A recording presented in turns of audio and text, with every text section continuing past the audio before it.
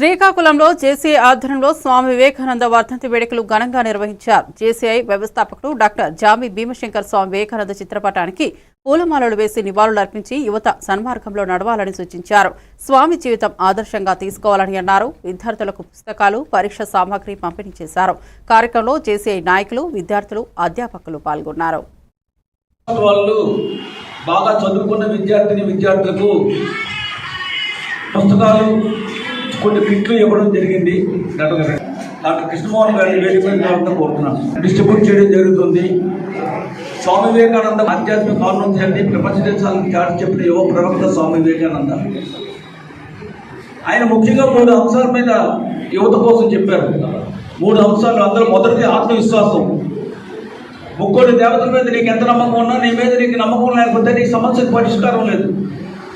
అదేవిధంగా మీడియా మిత్రులందరికీ కూడా నా హృదయపూర్వక నమస్కారాలు. అదేవిధంగా చిన్నారులందరికీ నా ఆశీస్సులు. ముఖ్యంగా ఈరోజు వివేకానందుడి వర్ధంతి చేసుకున్న సందర్భంగా శ్రీకాకుళంలో జేసీఐ మెయిన్స్ ద్వారా ఈరోజు మనం నివాళులు అర్పించడం అభినందనీయం. ఎందుకంటే ఒక నాయకుడు మనలోనే ఉన్నాడు, ఎక్కడికి వెళ్ళిపోలేదు, ఇప్పటికీ కూడా మనతోనే ఉన్నారు అనేటువంటి విధంగా ఈరోజు మనం ఇక్కడ చేయడం అనేది చాలా హర్షం. కాబట్టి ఎంతో విలువైనటువంటి అతని ఇన్నాళ్ళు అనేటువంటి గుర్తు చేసినటువంటి జేసీఐ మెయిన్స్, అదేవిధంగా వారు నాకు ప్రతిపించి